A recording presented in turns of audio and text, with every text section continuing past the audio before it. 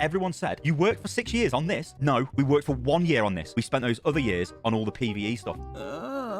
There you go. 5 years on PvE, Jeff. No, they didn't cancel it, you dummy. They tried to charge you $15 for it. I am confident in its full glory, with everything included, with all of the maps, with all of the talents, with all of the heroes, with all of the individual missions, hundreds and hundreds of missions. I guarantee you, do you know what I guarantee you? I'd rather fucking play Left 4 Dead 2.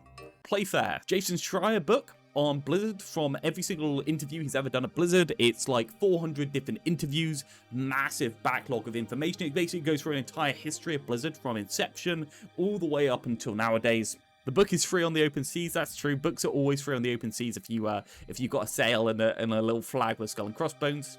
So it looks like all Jason Schreier is doing in this book is pretty much confirming what we already know, but there are quite a lot of tidbits here. No new information? No. There's interviews with loads of different people, and there's lots of new information, but quite a lot of the information is not directly pertinent to Overwatch. Overwatch Cavalry's come out over the last couple of days with a couple of things. For instance, the whole thing of the model of Overwatch 2 was PvP is crawling, PvE is walking, and then Project Titan is running. It seems to track with what they were trying to do. Basically, they only did the PvP as a proof of concept for what they were planning to do with Project Titan. It was essentially a paired off part of Project Titan that they made on its own. I wonder what the name is referencing. Play nice is one of the slogans of Blizzard. If we go quickly, I'll show you the slogans of Blizzard because they've been imprinted in immortal pavings.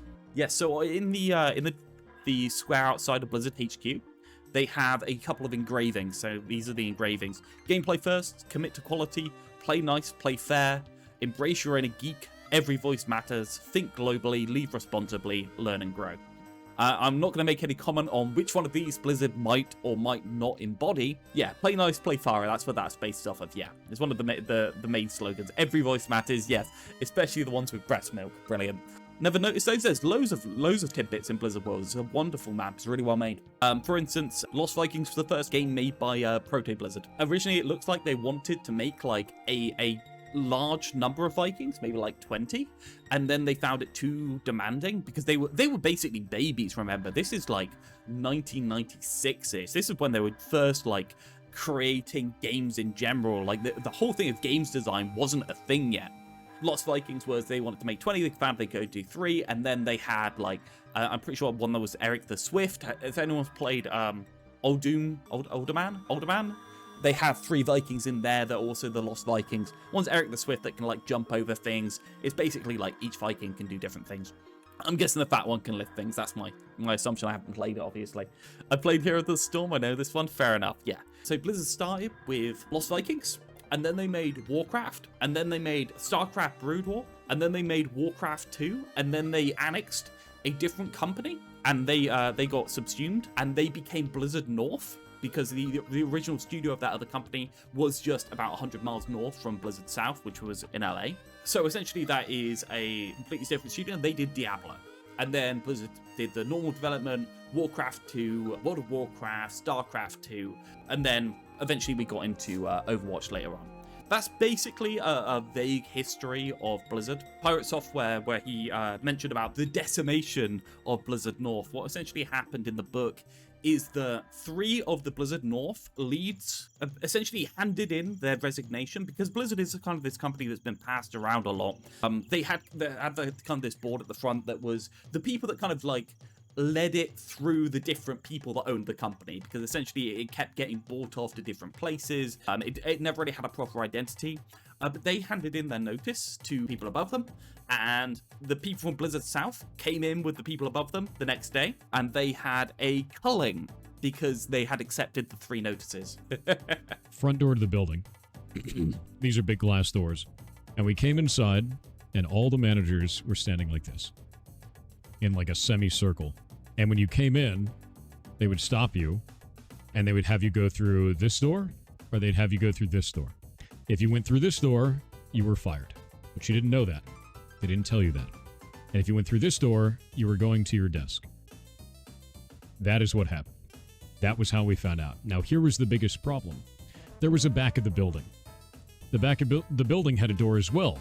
and many people went to the back of the building to get into the building every day. So they made it to their desk, and then managers had to go around and find them and escort them out silently. Half of our team got laid off. What Pirate Software doesn't mention from the book is that Blizzard North had eventually, so this was in like 2002-ish, I'm pretty sure, and Blizzard North had kind of like not been working on a video game for 2 years.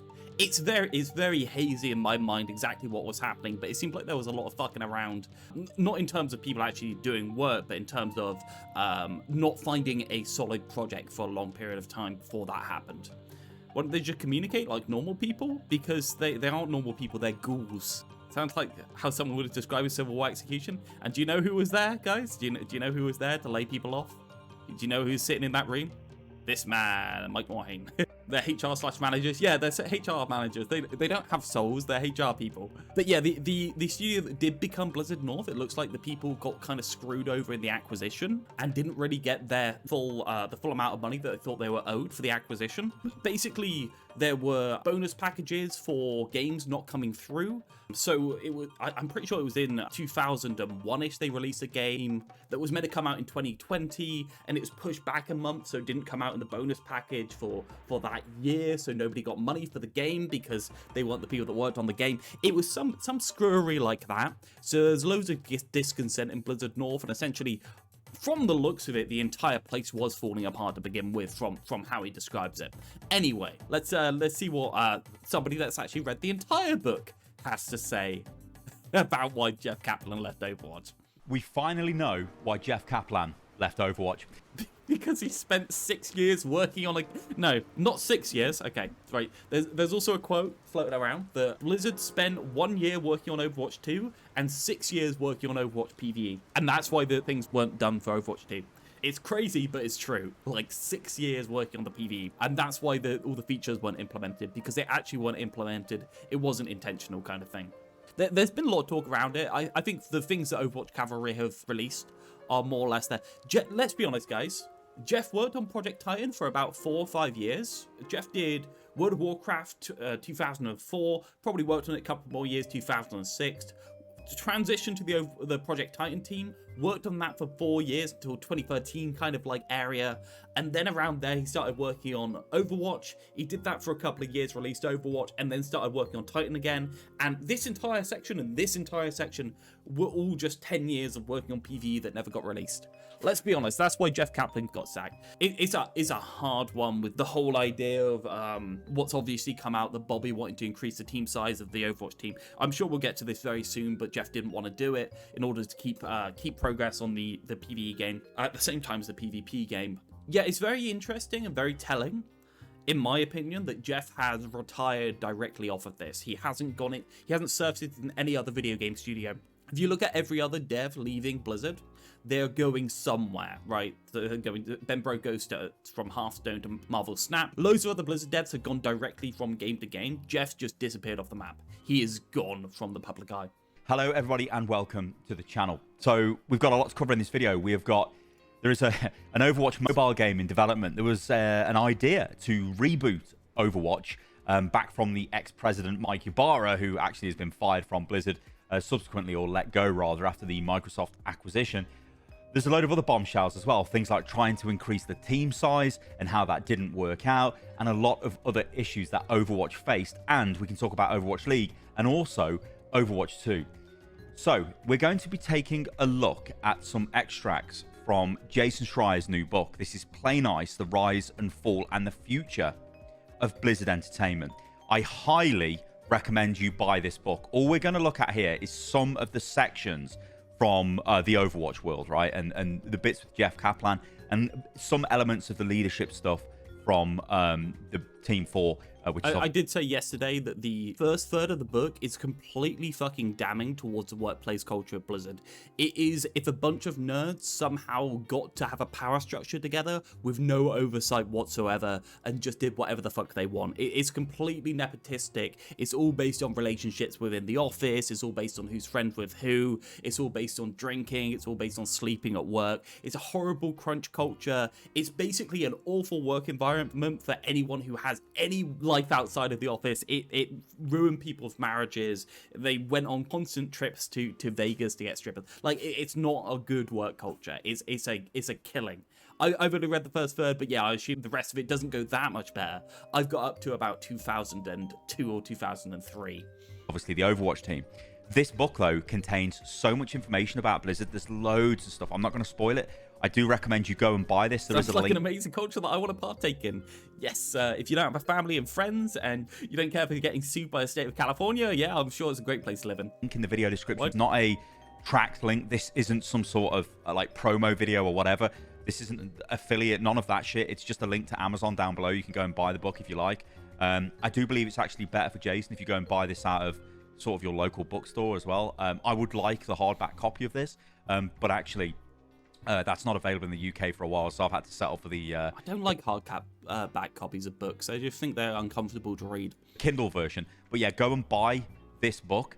So what I'm going to do, guys, is obviously I've been around the game for a while. I have been given a lot of information about Overwatch, about how we got to where we are, and I do think the book it's not too heavy on Overwatch details. I do think more stuff will come out in the future, and it'll be interesting to see. The floodgates are kind of open. The longer ago it is, the more people are more likely to talk about stuff.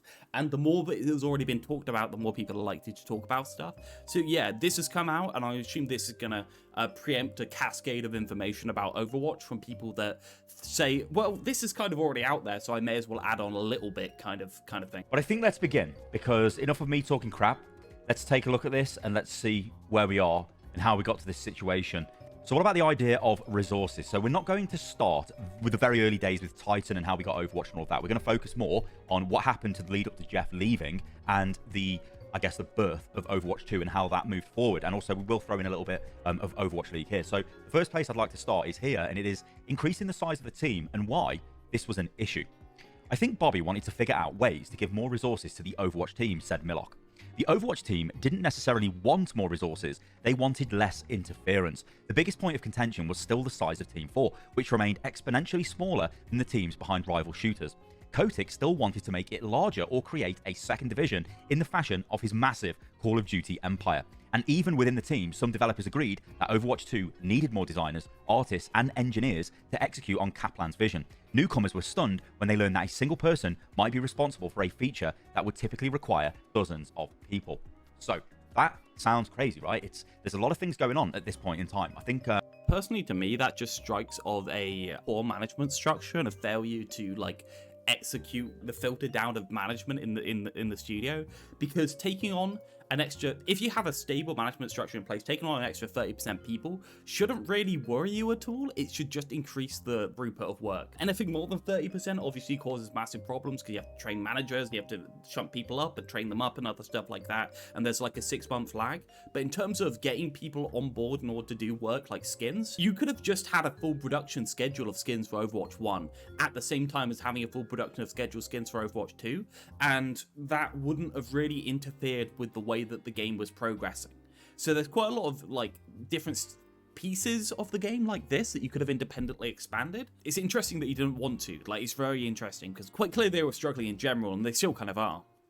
One of the things I'll break down in a second will kind of encapsulate that. But if you think about it, right, you've got Overwatch League, you've got adding content to the live game, you've got, you still need to make heroes, you've got Overwatch 2 PvE development, you've got tons of stuff going on, and the scope is increasing. Now, if you guys read the history of Titan, I've covered this in a video as well, but just to give a very quick summary of that, the reason why that game fell apart is there was too much going on, and it almost feels like Overwatch 2 was maybe falling into that direction. It didn't have that laser-focused design sort of philosophy that Overwatch had. Overwatch 2 was Project Titan. I feel like the problem with Project Titan is that they didn't have a clear design goal from the start. And there's one analogy in the book that I can use of them starting a game in Blizzard North and kind of having no idea what the game was. It was just kind of like a mishmash of different things. And then somebody says, okay, well, we're doing World of Warcraft. We're doing Warcraft in space. With lasers and shit. And they say, okay, everyone can get on board with that. That's pretty easy to conceptualize and build towards. Overwatch 2 fell apart because the team wanted to progress the Overwatch IP into a MMO like Warcraft. Yeah, the Overwatch IP kind of was always that. It was already intended to be that. It just hadn't made it into its final stage yet. And yeah, it's all about the business model, right? Because Kaplan's a very old school dude who likes to sell a game as a game, move on and make another game. They're making products and selling the products, which has always been like the Blizzard mark of quality. Won't ever release something we're not happy with. We'll always have it perfect in our eyes when it gets released, and then we'll release it and we'll move on and we can start afresh. And I feel like Kaplan was very much frustrated by the fact that he didn't get a chance to start afresh on something new. He just had to continuously smooth or smear his way through his projects as time went on, and I feel like that was a massive frustration for him in general. It really is a blessing, and probably entirely due to Bobby, the fact that we got continued development of Overwatch 1 in general past the first year. If Bobby had not bought into Overwatch League in the degree that he did, I guarantee you Jeff would have moved on and made a new game. It would have been Overwatch PvE, but he would have moved on immediately.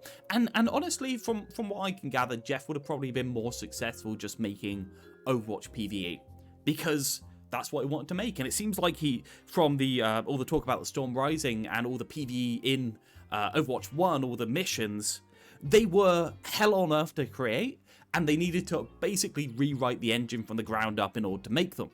Which means if Jeff had just been allowed to abandon Overwatch in its first form, maybe release 3 or 4 heroes to keep it going on life support for a little while, and then move on to his own game, he would have been fine. Or if Jeff had the mental clarity to just give it up, let the baby go, let the duckling walk away from home and find its own way into the Shredder, maybe then it could have become its own thing, and then he could have revamped it when he released a new one, instead of just... And games has done this kind of thing loads. Like, there's the whole Dark Souls series, where Dark Souls 1's made by A Team, Dark Souls 2 made by B Team. And that was a pretty clear thing that everyone kind of knew, that Dark Souls 2 was made by B Team. And that was fine, because it meant that though there was a drop in quality, A Team was still working on something. And you had that drop of quality explained. And nobody really and then obviously Bloodborne came out quite soon after that. It's weird that he didn't want to drop it. It's weird that he didn't want to give it away, because he wasn't doing anything to it anyway. Aaron Keller could have managed the PvP while Jeff handled PvE. Yeah, and Jeff wanted to handle PvE. Anyone could have managed the PvP. Quite frankly, all you need to do is release consistent, scheduled content patches in terms of skins, change the business model over to free-to-play like they did, and then exactly the same, just release hero releases every now and then and balance it actively. That was all the game needed as a PvP game. So it's actually very, very low maintenance of the video game. Just stop all cinematics, save them all up for Overwatch 2 when Jeff's finally finished, and put it on life support instead of shooting it in the back of the head. Sounds like a power trip I've seen a couple of times. Doesn't want anything to do with the PvP, but also doesn't want to give it up. Yeah, and Jeff quite clearly never wanted to make a PvP game. He just ended up with a PvP game. It was just a team-based shooter. Let's go, with heroes in, and we're going to make game modes. That was it. There was none of the extra stuff. Titan had crazy stuff like you could drive cars around, and in the day you had this whole like Sims experience, and there was a job system, and yeah, there was just so much stuff going on in that game. It was crazy, and it kind of felt like Overwatch 2 was going down that path. Now, why would people like Ray Grisco, like Jeff Kaplan, resist actually increasing the team size? Well, the reason why is because that's really fucking hard to do. It requires a lot of effort. It requires a complete restructuring of the game, and it doesn't allow you to make games in the same way you would normally. It is a completely different... Going from a team of 80 to a team of 160 is a massive difference in the structure. Jeff would essentially raise himself above the role of developer into a role of an office manager entirely. And I feel like Jeff always wanted to be a developer in the weeds, doing stuff for the game, thinking about things to do with the game. But really, like, at the level of 180, you have Jeff, then you'd have a team of managers, and then you'd have the people working on the game, and Jeff would never get to go anywhere near it. A lot of the best work at Blizzard was completed by smaller teams. Now, you look at games like World of Warcraft, you look at Wrath of the Lich King, that wasn't made by the number of developers that are currently working on WoW, yet it's widely seen as the best WoW expansion. Look at Hearthstone, that was made by a handful of people. Look how popular that was. Look at Overwatch, again, it was made by a much smaller team that was laser focused and driven, and what they produced was a world-beating game. That's the kind of thing I think Jeff and the team wanted to capture. They did not want to become a massive studio that's just pumping out cosmetics. And you'll see as we go through this, it becomes quite clear the reason why Jeff left. But you can be both. You can actually just be both. if you and it was so easy to section it off in that way. You could have had a team of 40 people continuously making stuff for Overwatch 1 and maybe even no heroes. You could have just had the business model revamped, the skins revamped, and then release Overwatch 2 as a paid game later on when you actually finished it. You just squandered everything that Overwatch 1 built. So what about Ray Grisco and Jeff when it comes to increasing the Being able to make good games as a director isn't the same as being the manager required to maintain a live service one. 100%. Sad to live in this timeline of Overwatch. Yeah, there's certainly a timeline of Overwatch where Jeff's just said, Aaron, please, can you just take this off my hands? Take a team of 40 people, continuously update it, communicate with the customers. I'm going to go into my hole and I'm going to develop Overwatch 2 for the next 4 years. And that would have probably been less stress for him because he could have abandoned everything he'd done before and just started recreating from the ground up.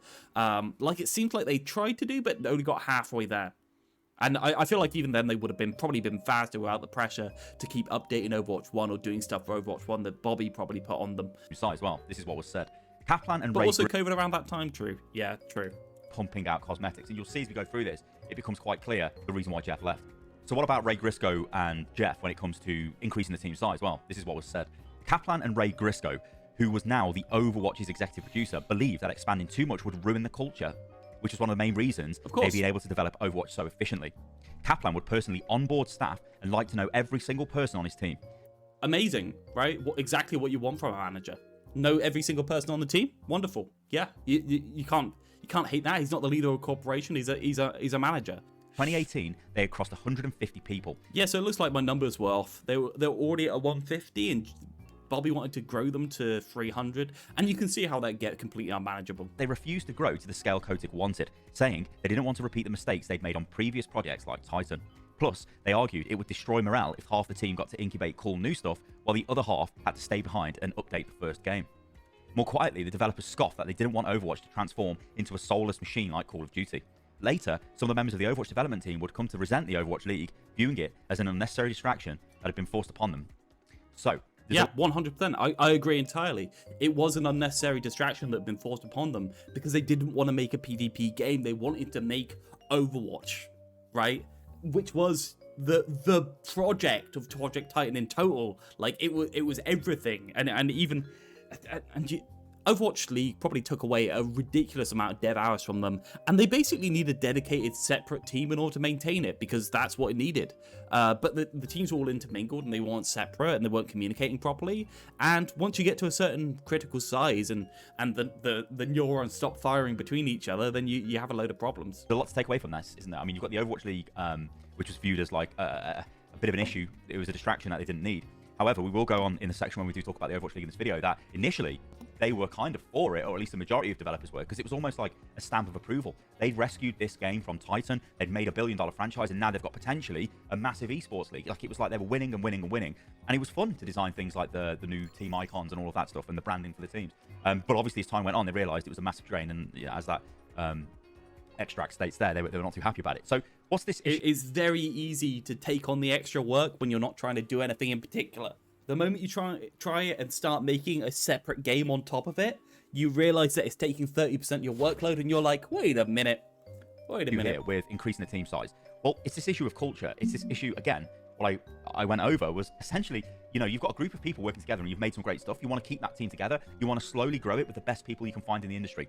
Not just ram a ton of people in and go, okay, we've now got an extra 100 developers that are going to work on PvE. But they might not be up to your caliber. They might not be the developers that you want, or they're just not bought into that type of culture they were building. And you can kind of see why they were resistant. That's not kind of what you do, though. You filter them in through every single department that you have. You get singular people in and you grow it through a process of 6 months to a year. It just requires a lot of effort to do. They had to release Overwatch 2 to lift all the Blizzard accusations that were set around them at the time, all the lawsuits and rumors which they try and push aside. Yeah, it's pretty obvious that Bobby rushed the announcement of Overwatch 2 when it wasn't ready in any way, shape or form, so he could escape in his golden parachute with extra money in it, because obviously that inflated the cost of the company. Overwatch League and its consequences has done irreparable damage to our game.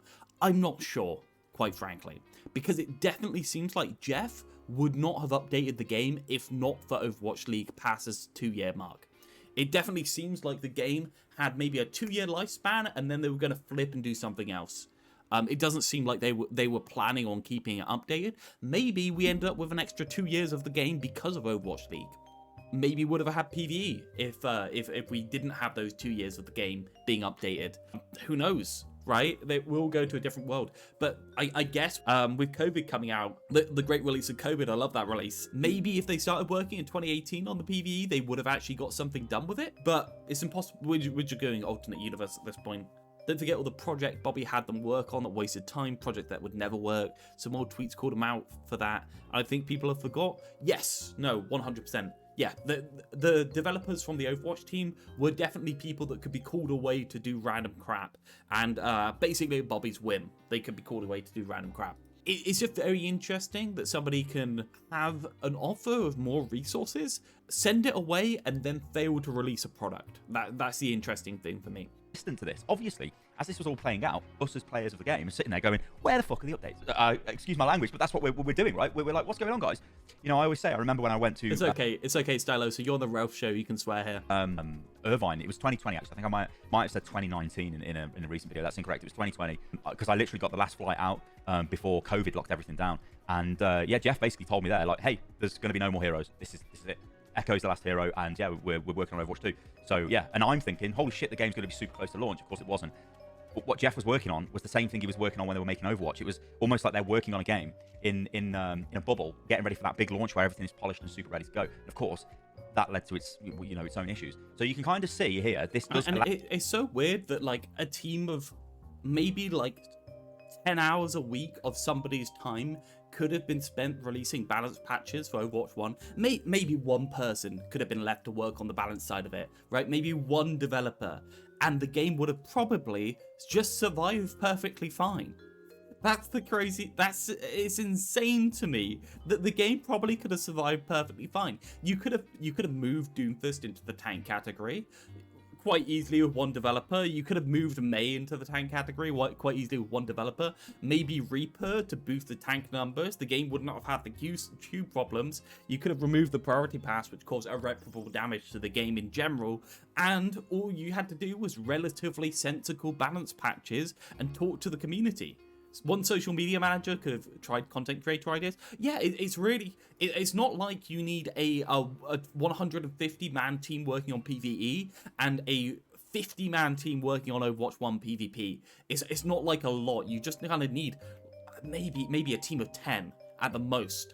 I don't think one developer would be enough, but 15, yeah, definitely. Obviously, I'm jesting, saying one developer. In terms of the actual work to do these patches, I think one person's weekly schedule could probably do the patches in terms of numbers changes and tweaks, but bringing it to live and doing any content for the game and any updates for the game, obviously you need a bigger team. I'm jesting a little bit there, but realistically, 10 to 15 isn't unreasonable to keep some semblance of movement in the game, and that's kind of all it needed. Elaborate a bit more on why Jeff and Ray, because Ray was like running the show and Jeff was the game director, right, at this time. Yeah. They could have put it on proper life support, because from what I understand, it was just abandoned 100%. They pulled the plug instead of keeping the beeper going. On why Jeff and Ray, because Ray was like running the show and Jeff was the game director, right, at this time. And they were like resistant to it because they knew what created the magic of the first game and they wanted to replicate that again, but even more, and make Overwatch 2 even better than what Overwatch 1 was. So go do it, right? Nobody's stopping you. Nobody's saying that you can't. What about the team? You can't go make your game. Nobody's saying this. Go make the fucking game. Just leave a small team on the main game that people are actually currently playing. Hundreds of thousands of people are actively playing, in order to make sure it doesn't crash and burn. Replicate that again, but even more, and make Overwatch 2 even better than what Overwatch 1 was. So what about the team itself at that time? Well, this gives a highlight to the culture of the team. It shines a light, I guess, behind the curtain. Blizzard's leadership, already frustrated by Activision's policies like stack ranking, argued that bringing on new people came with plenty of its own costs. Senior staff on Overwatch spoke with the shorthand of people who had been teammates for a decade. It would take months, if not years, for new hires to acclimate. Interviews, onboarding, and training took days away from Overwatch leads who would otherwise be contributing to the game. The more people we added, the more difficult it became, said animator Michael Bianclana. Apologies, Michael, I've probably destroyed Balenciaga. But apologies. The more people we added, the more difficult it became. I've just read it. The larger the team, the bigger the budget, which meant that revenue would have to scale up to match. And there was a persistent fear that Kotick's ultimate goal was to annualize the franchise. Nobody at Blizzard wanted to see Overwatch go the way of Guitar Hero. Basically, they didn't understand the way that the games industry was going in terms of free-to-play games. I guess no game company did at the time before Fortnite was released. But if you look at this is always true. Like this bit here, the more people we added, the more difficult it became. Animate from the animator, all of that stuff. The larger the team, the bigger the budget, and that sort of stuff. We'd have to scale up. It's not like Jeff Kaplan would have been able to hold it hands up and say, hey, you gave me more resources, screw it. He would actually be responsible for making more money from the game if he did scale up the game. So by keeping his costs down, he was reducing the amount that he had to get out of it at the end, and in order to be seen as a success. So it's not like there was no cost to Jeff for scaling up the teams. The other thing is basically investing into the team was taken away from the work you were doing, and I'm sure we all know that. If anyone's hired anyone in their life, they kind of know this. You can get yourself very quickly and very easily into a hole where you don't have enough people in order to fill the roles, so you end up doing it, and then you can't hire, and then you end up behind more, and just keep snowballing and snowballing. But realistically, this is a team with all the time in the world. It's all the time in the world, right? They had at least 4 years. They were working on this for 6 years. He should have been playing the long game. Yeah. Usually it's not that long. Yeah, 3-month-ish adjustment period. Should have just continuously just ate the onboarding costs of maybe the grow the game by maybe 2% per month. That would have been absolutely fine in terms of upscaling. It would have been easy to maintain even. Yeah. Was to annualize the franchise. Nobody at Blizzard wanted to see Overwatch go the way of Guitar It's never going to happen. So again, this gives you It's always a couple leaning towards of live insights service here. The first one is you've got and honestly, this game, like the game that we have, Overwatch, it's not that predatory, right? I know, expensive skins, something clown on Valorant for having 80 quid knives and stuff like that. It's not that bad. The games industry has got so much worse instead of gambling and other stuff like that, that realistically, the lesser of two evils now is a very banal fine. Team that's working together for so long, they've got their own almost shorthand, right? They've got their own inside jokes. They've got their own ways of working. They just know each other. They know if they do X thing, then developer will do Y thing. They know that, right? And they know that certain developer could be trusted with a certain thing or the type of workload they could take on. Whereas bringing new hires in, very difficult to get them up to speed and took them months to even get to a point of being able to work on the game. Which does highlight an issue with potentially it wasn't built or they didn't have systems in place to bring people on board fast, which probably they should have had. But again, you can see why they resisted that because of this whole culture thing and, we made Overwatch and blah, blah, blah and all that kind of stuff. You can use this as a negative against them and say, like, they thought they were better than everyone, and that resulted in them not scaling up like they should have done. But it's difficult, right? There's a lot going on there, and again, the book doesn't go into too much detail on that, and the anecdotes I've heard of various people, again, are like, yeah, you hear things like, X developer didn't like this, or this feature was worked on, then it was cancelled by this developer, and that developer didn't know, and they were working on other things, and it's like, yeah, or somebody was working on a passion project, maybe putting in... We can't onboard people because it would ruin our inside jokes, sorry. Sorry, we're gonna have to, it's gonna be about 8 years for the new game. We have to, the not jokes are sublime. Yeah, the idea for PvP were not very good. The talent trees were outdated. PvP missions were limited in what they could get the engine to do. They rebuilt the engine, but it's not what they needed. Yeah, and I agree with the person earlier that was saying they were trying to get the bones in place in order to allow the lesser skilled people that they took on board to flesh out the game later on. But quite clearly, whatever the bones they were putting in place just weren't. And yeah, you can't just hire new people in order to do structural work on the foundations in order to make it so it's easier to implement AI enemies in a game. That's not really something you can do, right? You kind of just have the talent you have. But realistically, if the employees they had were already okay enough to do that, they could have onboarded like a couple more in order to do subsidiary work or side work or assist these people or be trained by these people in order to be able to do it in the future. A bit too much time into that, initially working on something else. But then if there was another developer that could be working on that, it wouldn't matter. So there's loads of stuff that I've heard over the years, and like I say, I'm sure bits and pieces of that will come out. But the idea was to keep a very laser-focused team of basically the best developers just making exactly what they should be making. The problem is it was taking them, arguably, too long to do that. And the other thing is this idea of becoming Guitar Hero, or basically chasing profits, which we know this was the case for a long time. Again, I'm not going to leak sources, I'm not going to say names or anything like that, but I know for a fact that senior members in the Overwatch team were really pissed off with the interference from Activision telling them, we need this, we need that. we need more monetization. We need this in the game. Why are you not doing that? I need so-and-so to come into a meeting with me now. When that person needs to be working on something with Overwatch, they go into a meeting, they get told they need to add something to the game. They don't want to add it. You're always going to be kowtowed by the money people in any company. Like you're a corporate company. It's always going to happen. I get it. You're pissed off, but it's a fact of life that they're always going to be asking you for different revenue streams to think about other ways that you can do it. And it looks like the team were quite good at rebuffing them and telling them no for the most part. It does look like they were fine at that. The game, because it'll be some bullshit like some forced promo event or whatever. Like, this is crap. I want to go back to working on what I'm working on. They come out a bit demoralized and it pisses them off. You ended up with senior members like Chaco and Jeff Kaplan. Literally, like, that's all they're doing. They're just in these meetings. They basically want to tell the Activision guys to piss off. Let's work on the game. But they're saying, like, where's the monetization? Where's the updates? What are you doing? And you can understand in some ways, but this was causing them to basically stall. And it was a big issue. But as I say, you're going to have to take my word for that, guys. I'm not going to leak sources for any of that. I'm sure in future that will come out. Yeah, you're welcome to get pissed at it. It's just going to be a fact of life regardless. And it's people's like Jeff's job to make sure that these meetings and these pressures don't affect his developers. And it's a really shit job, don't get me wrong. It is a shit job. But yeah, that's kind of what we are. I also have this this theory that quite a lot of tech companies and engineering companies and other things like that end up in the highest job scaling for a developer is pretty low in terms of salary. And in order to get any more money, realistically, you have to go into some sort of management position. And being a good developer gives you no assurance whatsoever of being a good manager.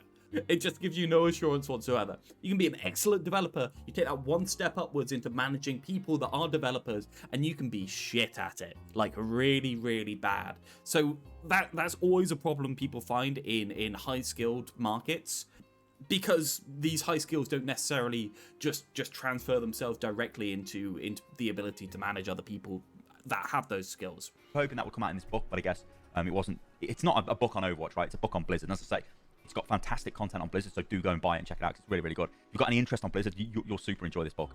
So this culminated with Jeff in 2019 basically appearing at BlizzCon and telling the world what Overwatch 2 is going to be. And this there were 3 snipers on the back of his head. You could see the red dot from where you were, and you knew he was going at the time.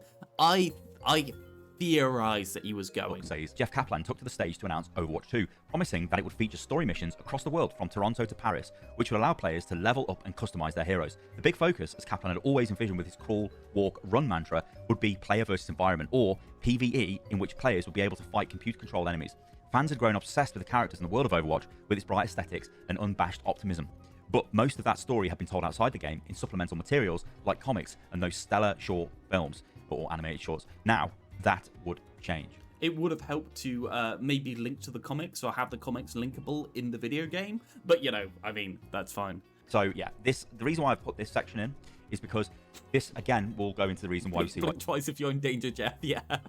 Jeff ultimately walks away is Jeff is telling the player base, the world, what we are going to do. And then he's getting told, you're not going to do that, you're doing something else. And all of this friction back and forth with Activision trying to pressure them to do different things, increase the team size, increase monetization, all of that stuff, it reached a head. So there's been discussion, why did Jeff leave Blizzard? We're thinking this is the era of all the sexual harassment issues at Blizzard. Could Jeff have been implicated in all of that? I mean, I'd categorically tell you guys now, no, he wasn't. But obviously, I'm just some dickhead on the internet throwing crap out. You can't just take my word for it. Instead, I want to show you this section from the book because this is from Rachel Day. She was the lead VFX artist on Overwatch, and she now works for Bonfire Studios. Obviously, has done fantastic work on Overwatch, and I think on Diablo as well, and possibly on Warcraft Rumble, I think, maybe. But look at what she says.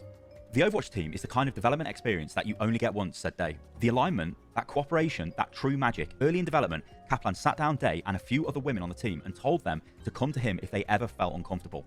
He made it very welcome.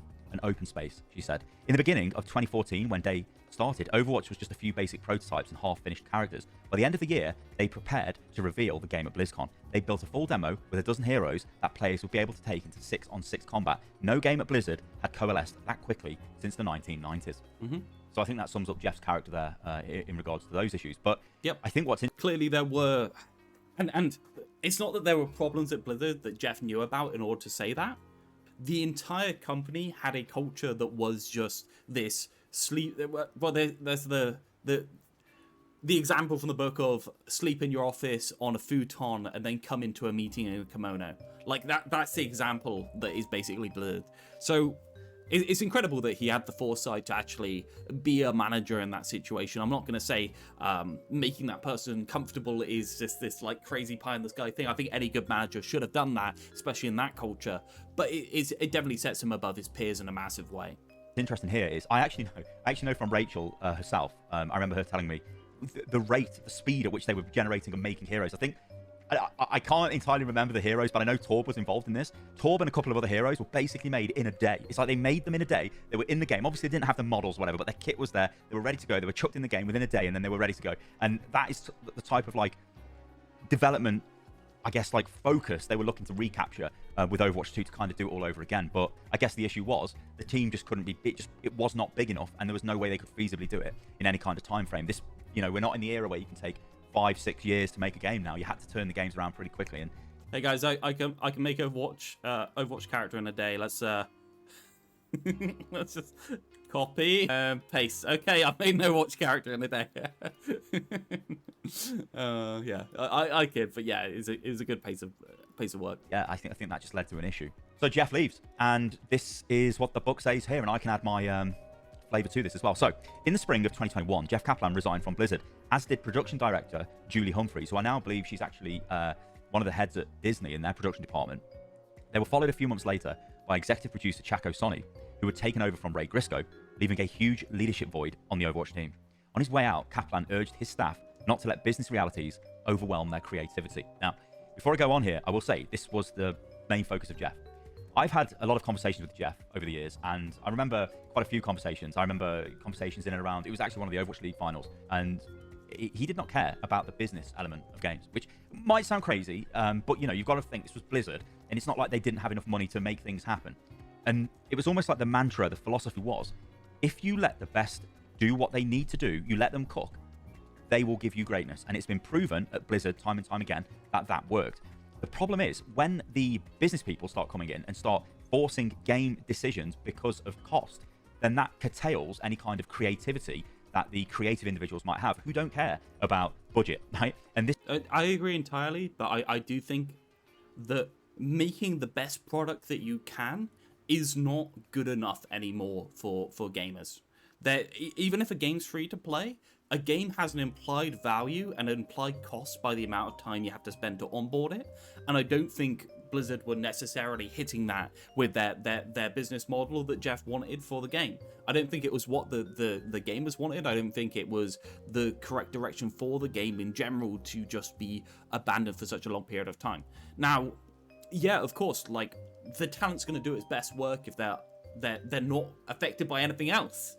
If they have a good manager on top, and that's the job of the good manager that I've already said. It's to buffer between the higher ups and the employees and make sure those employees can work to the best of their ability. And he's entirely right in that, but this was a problem. And so you had essentially a game director who didn't really care about the business of a game. Yeah. No, Heroes of the Storm prove they can't just let them cook, unfortunately. Yeah, if you have the right people at the right time and you let them cook with good direction, not just hands off. And I feel like that's kind of like what we're saying here. It wasn't hands off. Jeff probably guided, Jeff probably instructed, Jeff probably consulted with them in pretty much every step of the way in terms of what direction they should be going, what they should be making, and that's why he needed to know every single damn employee.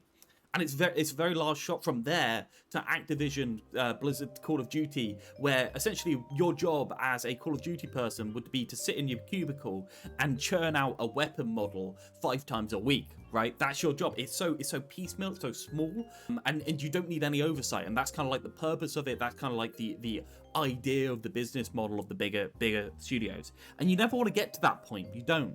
But there is a middle ground. This was a problem, and so you had essentially a game director who didn't really care about the business of a game, being forced to care about the business of a game and getting told things couldn't happen because it wasn't financially feasible. That becomes a problem, and that's an issue, right? And that's not a world they wanted to work in at that time. So that was, again, one of the issues that led to this whole problem.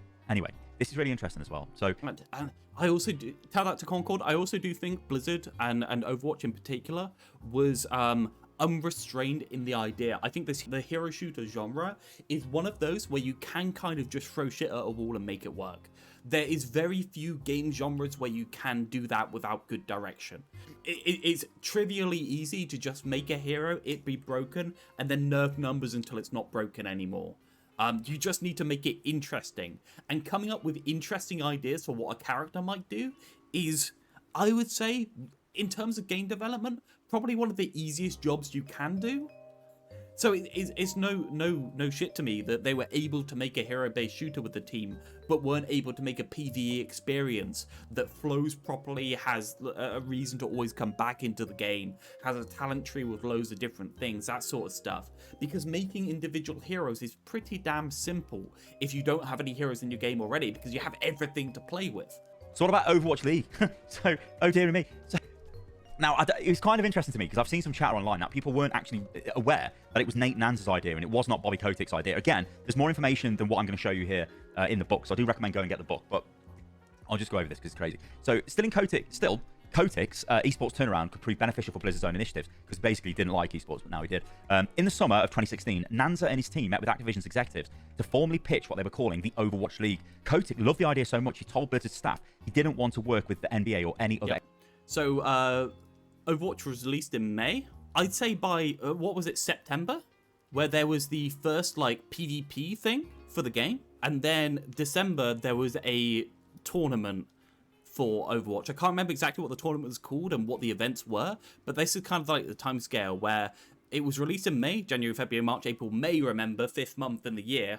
And then, like, a couple of months later, we're already into them. External it's partner. like fast He wanted them on the to do it release. themselves using Activision's marketing muscle. Wait, is it March instead of May? I'm pretty sure it's March. But The NFL of video games. What's Then that? Kotick dropped another bombshell. Nanza had originally planned to sell teams for $250,000 each, which seemed like an unrealistic goal to his colleagues given the lack of substantial money in esports. But he thought a city-based model could generate enough revenue to justify it. Because remember, they were trying to sell tickets, right? With and you can generate a lot of tickets. You don't need that many people, a lot of revenue through tickets. You don't need that many people in a venue. If you keep constantly getting them in a venue, even if it's like a few hundred in a venue, keep getting them in, you will generate a lot of money. That was the idea, essentially. Anyway, Kotick said they should aim bigger, 20 million per fan franchise. Everyone, well, of course, 20 million per franchise, guys. Like, what are you on about? If I go to try and sell a car and I increase the price by 10 times, I don't try and sell a car that is 10 times the price at the local like dealership, do I? I don't try and sell a £1 million car at the local dealership. What I do is I take it to the yacht club. And what's the point in taking a even if it's a really expensive car, trying to sell it for like maybe £100,000 at the yacht club? You may as well raise that to 20 million because you know what, you're at a yacht club and they're buying expensive stuff when you've looked at yachts and planes all day. Let's be honest, £20 million franchise ain't that bad in relation. was shocked they were going to charge potential owners 20 million to buy an Overwatch League. Kotick was absolutely 100% fucking right to do this. Good business decision there. Very good. Most of the world didn't know what Overwatch even was, but Kotick wanted to recruit billionaires who already own traditional sports teams that could bring their expertise to this project. Now, this is insane, isn't it? Because Overwatch, anybody who knew anything Surely about... everyone has a boat. There's not a single person that bought an Overwatch League team that did not already own a boat. Esports. Straight away, you're So like, selling them for 250k, that weren't the one. Overwatch isn't watchable unless you know what's going on in the game. Now, at the time, had a big player base, right? And even if you could capture 5-10% of that player base into watching the game, would have been sustainable. They didn't, though, and that's never the conversion rate you get for esports. It's super low. It's like 1% if you're lucky. But look, I can appreciate good business strategy. At a certain point, money just does not matter. You may as well double or triple or times the price by 100, because at a certain point it becomes immaterial to the people actually buying it. The game is very difficult to watch. Yeah, it's not like you're watching Counter-Strike. I always use Counter-Strike as an esports example because it's man with I'm choking to death. Personally, I think that the majority of the reason why Overwatch was really fucking difficult to watch was the observers. You don't see people playing football on the TV, and you don't see it switch to a fucking first-person view, do you? Every 5 seconds. You don't see it switch between first-person views for different people on the team. In there, they're going to score a goal, let's swap to the first-person view of that person. No, they fucking zoom in. It's not that complicated. The observers were a massive problem early on in Overwatch League, and I feel like they've been a problem ever since. OWCS had the same problem with observers after that. But That's a stand, and they have the capability of switching to first person. They feel like they should jazz it up when a Genji pulls a blade. They're like, oh, swap to first person. Let's show the Genji pulling this blade. But they don't realize that people watch League of Legends, and League of Legends is never first person. It's always that fucking top-down view. It's always very boring visually, but loads of people watch it because keeping the visual simplicity there is the most important thing. And I'm just going to throw out, I personally think that Overwatch 2 is a lot harder to watch than Overwatch 1 due to the fact that the enemy team tend to be around you instead of in a straight line from you. Overwatch 1 was very much more linear for the most part. Maybe that's to do with the advancement of strategies in Overwatch 2 versus Overwatch 1. Maybe that's the fact that people use angles more. Personally, I feel like because of the two tanks scaling out angles a little bit and there being more of a fight there, it was kind of like you could more easily draw a line between the teams and say that guy's killing that guy. I struggle with Overwatch 2 a lot more, and I've watched a lot of Overwatch, so yeah. But in, oh god, hello camera. But in Counter-Strike, it's man with a gun shooting another man with a gun, or throwing a grenade, and you've got... As a casual in Overwatch 1, I had literally zero interest in the pro side. Most boring thing I ever witnessed. Yeah, and I'm not a sports fan. I've never been a sports fan.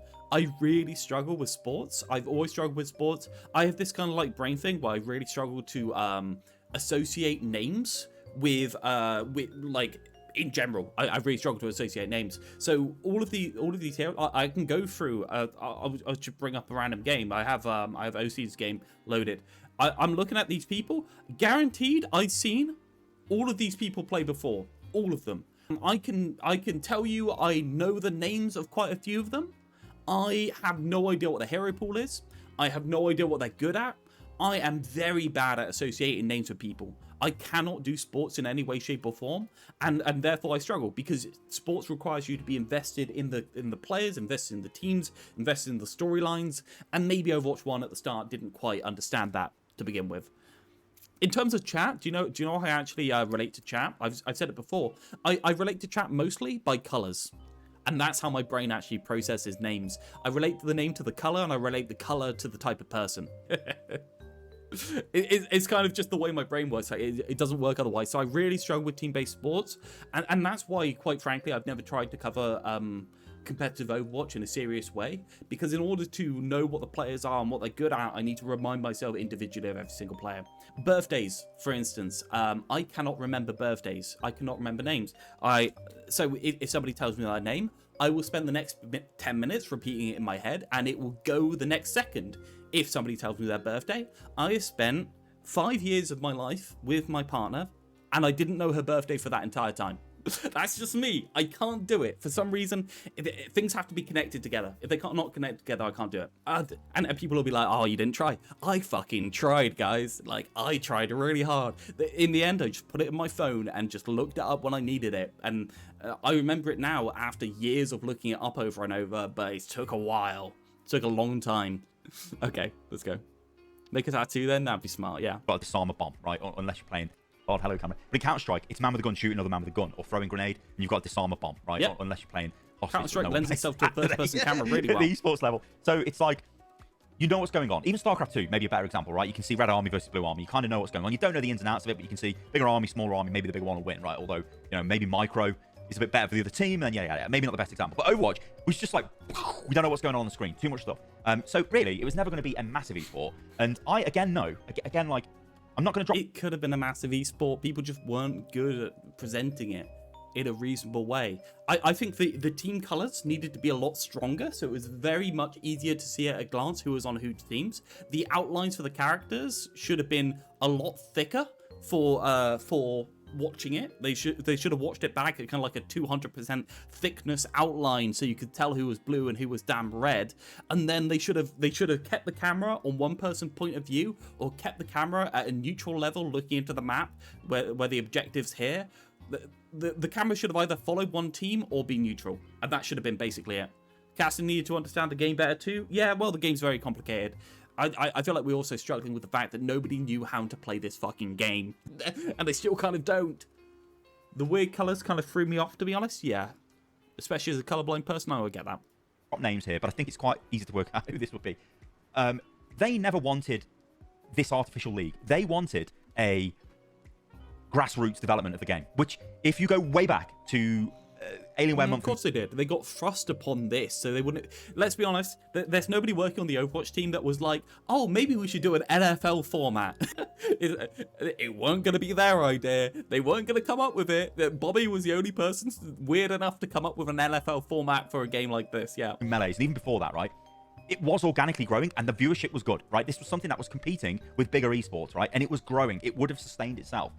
Our Overwatch League thrust it into the limelight. Everything had to work straight away, and the game was never ever really going to. It just was not going to sustain that. And I do believe the developers at the time they would have loved to support a grassroots system. I think it is true that the tools, and especially the spectator tools, were not in place in order for the game to be able to support the game, the limelight that it was actually thrust into. I mean, you record football, you just need a fucking camera. You record Overwatch, you need 100 systems within the game that allow you to record it. Updates. It wouldn't have been as, you know, like it wouldn't have been like Overwatch League, like the replay viewer. In fact, the replay viewer, again, this was shown to me by one of the lead engineers at the time, back in 2018, in the Burbank Arena. And I was like, are you joking me? This is in the game already? They're like, no, it's just in the Overwatch League client. It's not in the game. It actually took a very long time for that to get put into the live game. But it was essentially what we got in the live game. And one of the reasons why it wasn't getting added to the game is because there were some elements of polish that those devs at the time were not happy with, and they wanted it to basically look a bit better. But it was functional. It would have worked, and that could have been the game a long time before it got added to the game. So, you know, there's a lot of back and forth here. But honestly, I was astounded to see that. I could not believe it.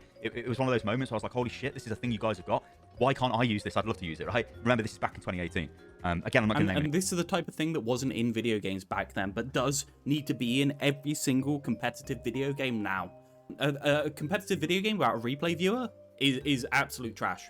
Insane how well it works, mostly. Yeah, no, Overwatch's replay viewer is absolutely incredible, and devs that worked on it are magicians. It's wonderful. It's really good.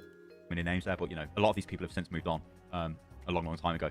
So, yeah, I mean... You guys remember that Jane did his entire rise to fame in Overwatch coaching stardom without the replay viewer?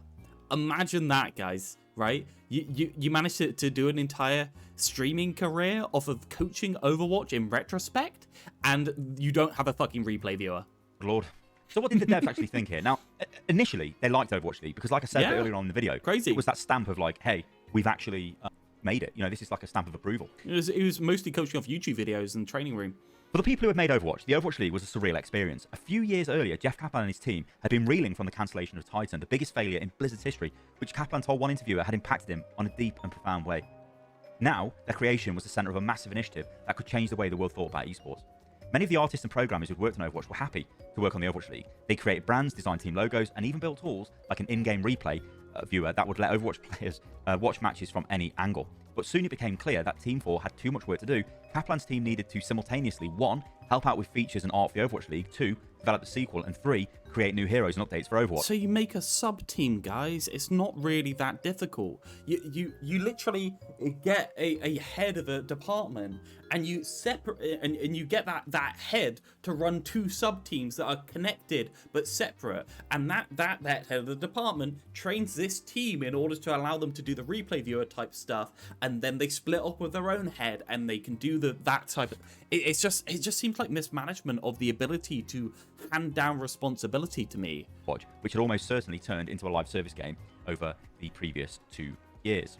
So, again, I'll add some of my favourites. Yeah, definitely Reedish. The things that make Overwatch good are the things that are nowadays completely benign and obvious to have in every single game, but they are a innovation for Overwatch. Overwatch was always a live service game. They just never realised it was a live service game. Now, the devs did plan a ton of features. If you go back, right, again, this is kind of like some of the dark arts of... There was no language for a live service game back then. It wasn't a thing that existed. Content creation back in the day. Not really... Apart from like TF2 and hacks and stuff like that, but nobody thought it was a serious system that was sustainable for a long term for a large company. Applying more, but there was especially given that Valve weren't exactly working on TF2. WoW was a live service? No. A free-to-play live service is very different than a subscription live service. I get what you mean, but it is very different. A very active data mining scene for Overwatch, right? And there was a truce between the data miners and the devs. Basically, we won't change our encryption keys if you guys just stop leaking everything, right? Now, obviously, a lot of stuff got leaked, a lot of stuff came out, and all of this. But you could see things were worked on well in advance. Some of the seasonal events were there for like a long, long time. So they had planned for a lot of stuff. They had planned for Overwatch to launch. They had planned for multiple new heroes. Guys, do you know why we get all these pictures the day that the announcements for the map changes comes out? Do you know why you get all these pictures? Because they've had them for a very long time and they release them the moment it's reasonable for them to.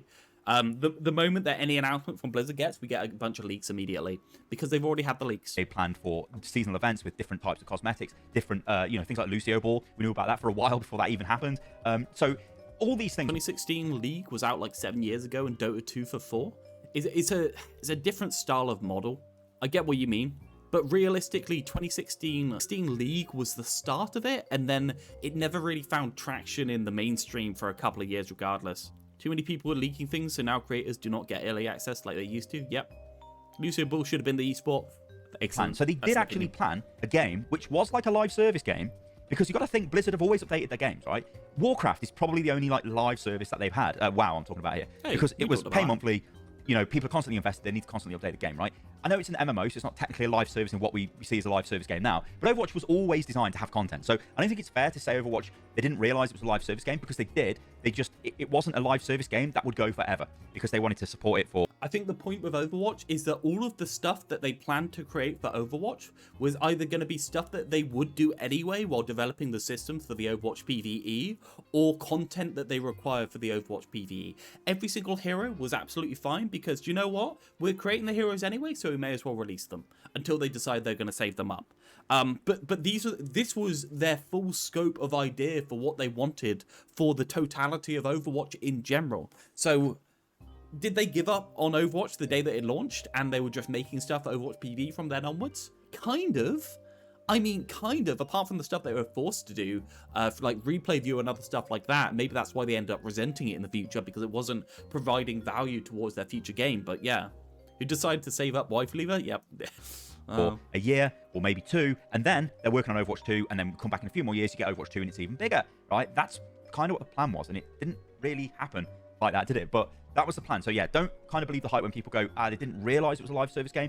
They did, but they didn't realize at the time, I'm not going to name anybody here, but basically they didn't realize at the time that games like Fortnite were rising, and other games, even like with the Apex Legends when that launched, they were launching with solid content plans. They're adding content to the game constantly, and Overwatch was drastically falling behind in this world after capturing a massive audience. It was not sort of giving them the it still is behind, even though we're on the constant update schedule.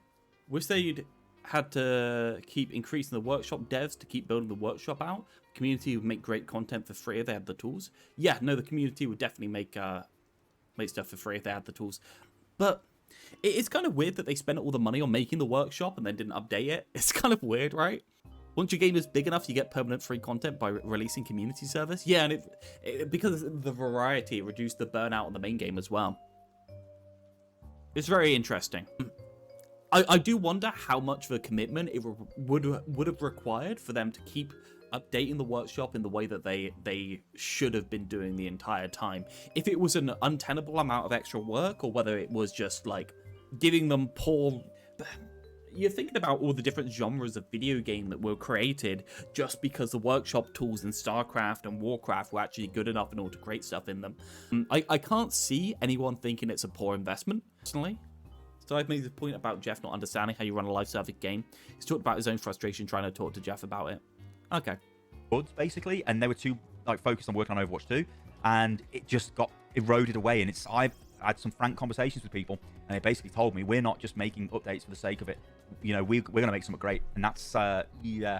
And I was really frustrated because at the time, think about it, I'm thinking, shit, I'm seeing Fortnite on the rise. I'm like, but Overwatch is a better game than Fortnite in my opinion. What we need to do, guys, is kind of just add content, not bad content, but there'll be clever ways of adding content, different seasonal events. Because you guys must remember, when we had repetitive seasonal events, it was super annoying. It was like, oh, it's Winter Wonderland again with the same stuff, just a slightly different thing. Yeah, this is crap, guys. That was the problem, because we were used to the innovation and we just weren't getting it because it was being poured into Overwatch 2 PvE, which we ended up not getting anyway. So what about the launch of Overwatch 2? Okay, let's break this down. So Overwatch 2 came out on October 4th, 2022. It was free to play, but and also, actually, the game was free to play, not free to play, free to play, not free to play, and this caused a shitload of problems. And the devs worked on free to play for fucking ages, and then Bobby didn't want it. He wanted to go back to basically selling the game, and then decided he wanted to go back to free to play in a different style of free to play. It was crazy. Honestly, I hope that comes out, because everything I've been sent about that and the details, and it's just frigging crazy. Bobby wanted to go back was mental. to It was actually mental, because people think like the likes of Jeff and that team were resistant to free to play. They weren't.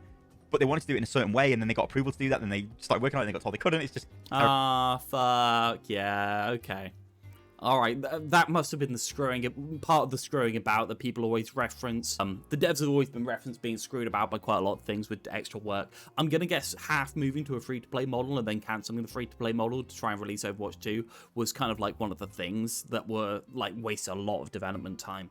And people were saying permanently around like 2019, 2020 that they should move directly to a free-to-play model the moment they stopped updating.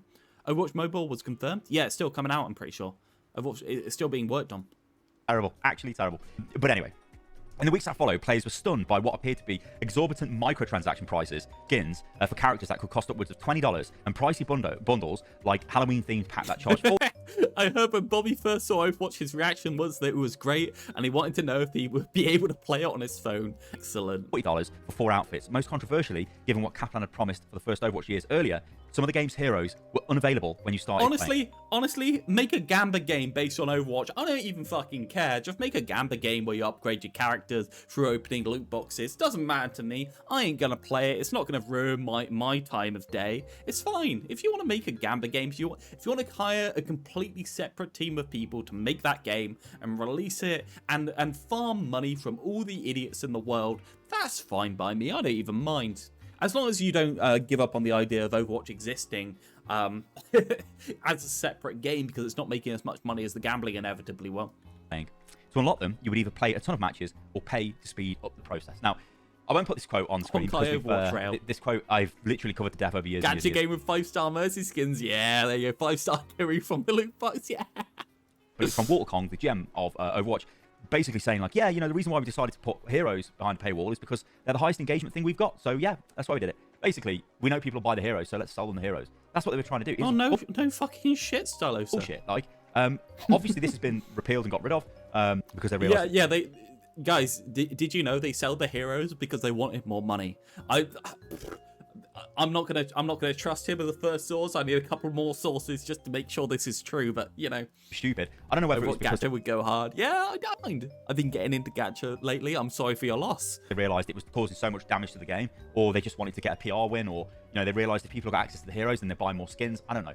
It's probably that, to be honest. But yeah, it was actually horrid. It's all about the quality of Overwatch 2. Now, it was memed to death. This is just Overwatch 1.5. What's going on, guys? I mean, all you've done is it's 5v5 and we've got a new game mode. I mean, Overwatch was laughed at for a long time for not having new game modes, yet they had tons of game modes in development. Push was in development for a long time. I'm not saying it's a great game mode, but it's a new game mode, right? I mean, I've slammed Clash recently going, I don't think this is a great game mode, but at least it's a game mode and there's something to play, right? But we've had subsequent new game modes in Overwatch 2 at least. But this explains why Overwatch 2 was literally Overwatch just with a free-to-play skin around it. Because look at this. That's because it was. Fans and critics couldn't understand why the game was pegged as a sequel when the gameplay and visuals felt identical to the first Overwatch. Everyone said, you worked for 6 years on this? Said the person, no, we worked for 1 year on this. We spent those other years on all the PvE stuff. So that's the quote. There you go. 5 years on PvE, Jeff. 5 years. And you refused extra resources in order to even put a skeleton crew on Overwatch 1.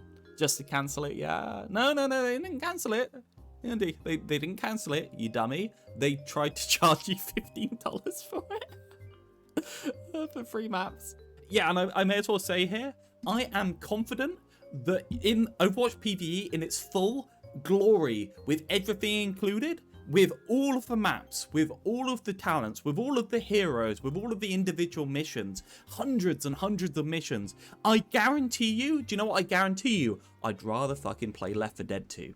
Because it would be a better game. Because it's designed from that for the ground up.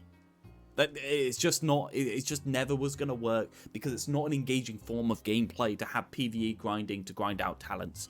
I don't think it's a thing. Even if they perfected it entirely. There you go. They literally turned around Overwatch 2 in a year, which I think you can tell was totally the case. You know, we had a different UI, a bland UI that had loads of features missing. We had stuff removed from the game.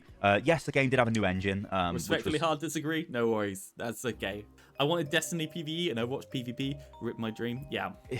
I won't go into too much detail about the engine, but as far as I was aware, the Overwatch engine was not designed for PvE. The Overwatch 2 engine was basically designed for PvE. And the hilarious thing now is they don't do any PvE. So there's a lot of engine development there, which doesn't really have much use. You might see them using it in things like... You know the worst part of the fact that they've done this engine development? I guarantee you there's very little people that are currently working at Blizzard that have any fucking idea how to work it because they all got fired.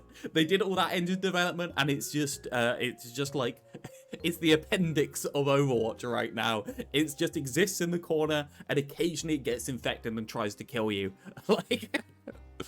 Oh god, because well, I don't know. It was kind of like made to do something once upon a time, I guess. But like, the part of my brain that's supposed to know what to do with it kind of doesn't exist anymore.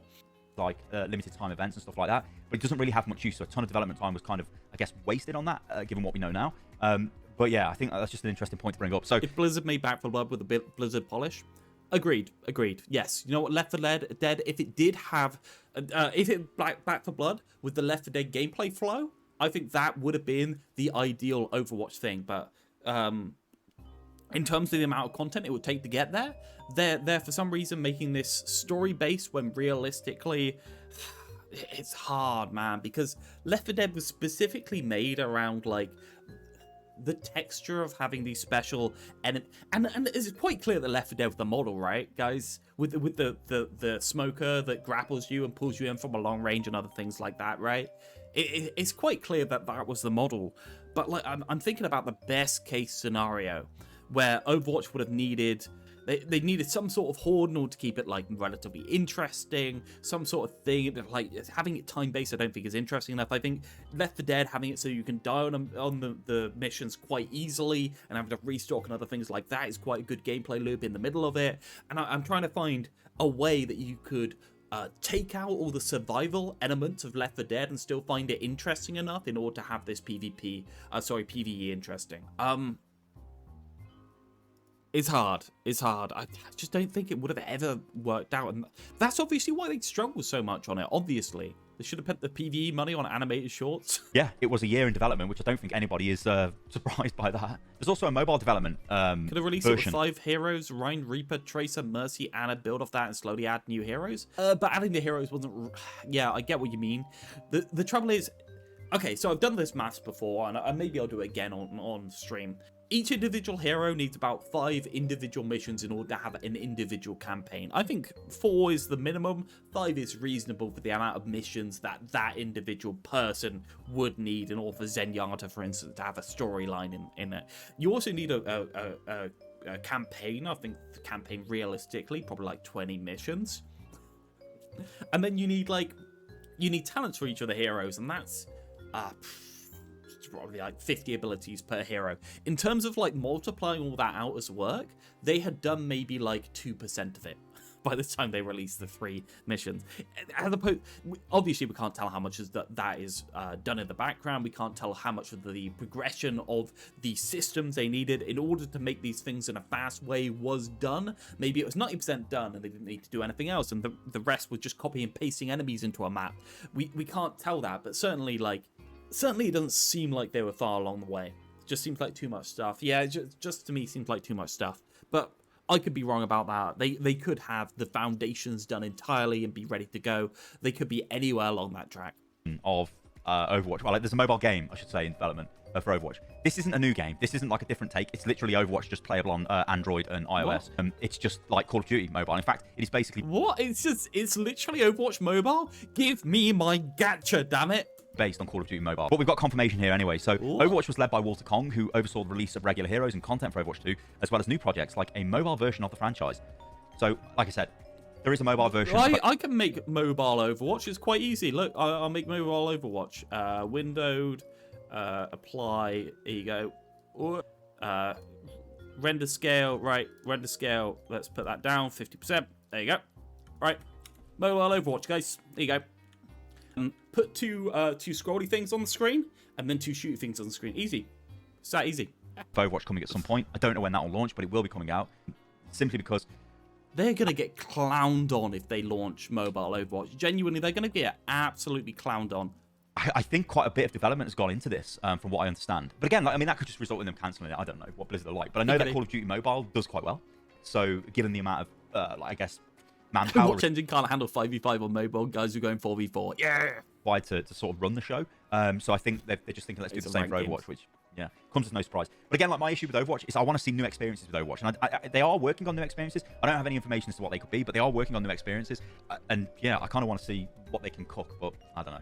So what about rebooting Overwatch, right? It's very interesting to me that they did all the foundation work for Overwatch PvE and then didn't keep it as something that was on the back burner, continuously churning over and producing content in like a passive way, or in a kind of like a Retribution cinematics, or maybe like a seasonal team kind of way. They just gutted all of it. And that implies to me that the PvE wasn't ready to be copy and paste in any way, shape, or form. It wasn't even close to it. This was a question that I asked and answered last year, the year before, maybe the year before that, whenever it was. Controlling Wrecking Ball Basically, on mobile. I was really perplexed why we've got... I mean, the Overwatch 2 we've got doesn't warrant the 2. It is just Overwatch, yeah? I know it's 5v5 and whatever, but it's just Overwatch, right? It should have been Overwatch 2.0. It should have been like Overwatch Reborn, Overwatch, you know, for the modern era, right? Which basically is just making it free to play. The problem was they'd invested so much into the branding for Overwatch 2 and the marketing campaigns and whatever. It's like they just kind of stuck with it, and it became this meme of like, well, it's not even this isn't even a sequel. It's just Overwatch. Just skip the branding, go back to 6v6, remove the branding, just go back to Overwatch. Overwatch Classic and other things like that has a much stronger brand than Overwatch 2. Overwatch 2 branding is dead. The IP is incredible. The branding is dead in the water. Overwatch with content, and now, given what we know and what's happened, a wholesale cancellation of PvE, which is the point of Overwatch 2. We're just now back in the world of Overwatch 1 with 3 heroes a year. And but the Switch players, guys, Switch 2's on the horizon. It's going to be okay. Skins and cosmetics being added to the game, and okay seasonal events every now and again, and limited time modes. That's basically what we've got. And then ongoing development of things like competitive and all the associated stuff with that. That's what we've got. That's literally Overwatch 1, just with updates. Now, would you guys play $30 for Overwatch Classic? I pay as much as I know I get an infinite. I pay $300. I don't really care. I pay 300 quid for it. That wouldn't mean mind to me. It's not a business model that would enable it to be a long running game. But I find that this is the game that I like more than anything else I've ever played. I spent thousands of hours in it. Of course, I pay any amount of money. I don't really care. But the game wouldn't be functional in that state, so you can't sell it like that. Mike Ibarra, I think this guy's an absolute dickhead, to be honest, right? There's an entire section in this book that just rips him apart, and rightfully so. But again, at the time, I actually was given... I was told about this straight away as it happened. So he held what's called a town hall meeting. So basically just gets everybody together in the company. And he was shitting on people who were working in departments that were essential to Blizzard, but implying like they were just like throwaway positions, like no one wants those positions. Things like Q&A, right? Yeah, these people are just like, whatever, you know, that's just a stepping stone to a different department, which it might be. But there were people who were like 10 years plus working in Q&A, who were experts in their field. He's literally telling them that they're worthless. Go away. He also made insane comments like the executives at Blizzard didn't get paid a lot. They got paid fucking millions. They got millions, like 10 million, 20 million, oh well, 12 million. Just crazed amounts of money because they're executives of a billion, multi-billion dollar company. So they're getting tons of money. So he was just a twat, basically. But as I said, I was told at the time when this happened, and it was shocking. Shocking. But anyway. Yeah, Overwatch PvE was literally just Concord. People did the math behind it and worked out that it wasn't worth buying because the numbers just weren't there for it. Even if it was an okay experience for the afternoon, you wouldn't be able to play it next week. Ibarra said, right, it's quite interesting. Mike Ibarra, too, was asked to leave Blizzard after 2.5 years at the wheel. His policies have been broadly unpopular with staff, and that disastrous February the 2023, I should say, meeting still hung over him. But he had still hoped to be the company's president for years to come. Someone will drag me out of Blizzard, he told Bloomberg at BlizzCon 2 months earlier. Ibarra, an avid gamer who often offered his opinion to development teams, sometimes to their dismay, had been looking to pivot away from the live service model. He had planned to cut down on microtransactions in Diablo and reboot Overwatch, which had underperformed throughout 2023. But he had made some enemies during the 2 decades he spent at Xbox before joining Blizzard, and the company's moving on. So Mike Ibarra wanted to move away from live service models and wanted to reboot Overwatch. You know what, right? This might sound insane, but I actually think this is still something they could do. I don't think they'll move away from the live service model now, because now they're in the world of, they've done the Le Seraphim collab, the mythic skins rinsing people, the insane recolors for stupid amounts of money. All of this stuff you've just got added into the game. Like every other week, there's a new collaboration happening for collab skins that are just stupid. True, that's absolutely necessary so don't get dog shit. Very true. There's a weird structure that is within Blizzard that the Q&A people are kind of just like this like underclass that people don't really like interact with. They're the downstairs basement people, basically. They're obviously making money off that. They're obviously targeting whales and going after whales even more with this stuff. And it seems like maybe that's the way to financial security for Overwatch. What does reboot mean in this context? I assume a rebrand. As to whether he was planning on reselling, I don't know. Moving away and rebooting implies that he's planning on selling. If you move away from free to play, but I definitely think a reboot in free to play as the model does make sense. That's of course if it's performing well. Of course, we'll never know now because it's been absorbed into Microsoft. We'll only be able to tell if there's like large scale cuts in the Overwatch team, which would be made public. Not that I'm asking for that, by the way. Nobody should lose their job, but it's like it would be interesting, wouldn't it? And yeah, you know what? I'll guarantee you it's such a weird state. Yeah, of course, nobody should lose their job. People losing their job is bad. But I guarantee you in any company that at least 20% of the employees that are bad at their jobs, you just don't know which ones they are, and you can't say each individual person because you're not part of that company and you have no fucking idea. So, like, yeah. I think I'll propose the question to you guys. Imagine if you rebooted Overwatch. I think that'd be great. I think that actually could be one of those moments. I've talked about this before in detail, but how do you make a splash as Overwatch? How do you Persian Blizzard, another Blizzard North situation? Is that what you want? Make a splash now as Overwatch. Overwatch You've lost the Classic, limelight. 66. You're not going to bring out Overwatch Woo. 3. You're not going to drop Overwatch PvE. So what about you go Overwatch Reborn? And we're going back to our roots. We're Overwatch. Yeah. I'm not saying this is we go back to 6v6 or any of that crap. Just keep it fun. No. Stop. What? We already talked about going back to 6v6. Why can't we go back to 6v6? Whatever, I don't care. But I'm more talking about the image of the game. Imagine if the 2's removed, it's Overwatch is back. Oh, maybe yeah, no, slightly 100%. update the logo or something like that. Nice animated short. Guess what? We're the new Overwatch. Yeah, exactly. Short fuse. It's like did. Tons of money. He's going to do it. They fired the animators. I'm not actually sure what the state of Blizzard animation department is right now. Because they fired the animators that were specifically working on the the PvE, but it seems like Blizzard Animation Studios is still functioning in a reasonable way. They're still making animations for different games, obviously. They're not currently doing them for Overwatch because it's a cost-benefit analysis. Off all their skins, so they just don't care anyway. Well, I'm going to leave you this video, guys, because I was lucky enough to get this shared to me by Jeff himself when he left. And he basically told me that he had showed this to Team 4 on his last day. And yeah, I'll leave the video at this. You should never play to the gallery. Catch you guys in the next one. See you soon. What? What are you about? I was lucky enough to get this shared to me by Jeff himself when he left. And he basically told me that he had showed this to Team 4 on his last day. And yeah, I'll leave the video at this. I was going to show him something. You should never play to the gallery. Okay. Catch you guys in the next one. See you soon. Never play to the gallery, I think. But you never learn that until much later on, I think. But never work for other people at what you do. Always remember that the reason that you initially started working was that there was something inside yourself that you felt that if you could manifest it in some way, you would understand more about yourself and how you coexist with the rest of society. And I think it's terribly dangerous for an artist to fulfill other people's expectations. I think they generally produce their worst work when they do that. And the other thing I would say is that if you feel safe in the area that you're working in, you're not working in the right area. Always go a little further into the water than you feel you're capable of being in. Go a little bit out of your depth. And when you don't feel that your feet are quite touching the bottom, you're just about in the right place to do something exciting. Okay. I guess that's one of the issues that I've always found is that Jeff is an artist, Jeff is a game designer, Jeff is not a project manager in a broad sense. And I feel like maybe some of the big problems were just coming from that he never wanted to be project manager, never could be a project manager. He probably needed somebody on top of him in order to manage him, to do the best he could, or to sort his teams out and say what to do in terms of the hiring and other stuff like that. I'm not sure. Guys, when you're working at Starbucks, never play to the gallery, okay? Never care what the customers say. You should always make the lattes your own way. I think that's going to be all the good quotes from Blizzard from Jason Schreier from this book. I assume he's looked through all of them, so I think that's going to be about it in terms of total content from it. But I'm still very interested to look through it and see the context behind it. I will bring that to stream in the next couple of days as I get through the book. There's little else, no problem. I'm sure there are a couple of little interesting stories in there, Avian, that I can bring in. Oh, what stuff is sparse? Yeah, I thought it would be. Overwatch is a very small and very recent chapter in the game's development, and I feel like it's the same stuff with the Project Titan, where people don't want to talk about it because people are either still working on the game or people were working on the game when it was fine, and it's kind of so recent that people wouldn't want to talk about it. Can you do a theatrical reading of the book? Well, it would be about 9 hours long, so I'm going to say no. A lot of interesting stuff about Bobby and Microsoft, though. Is there the Pirate Software story of Bobby, what'd he do? Buy a hot dog truck or something like that and park it outside. I can't remember what that story was. Pirate Software has loads of good Blizzard stories. Wow, an Overwatch book?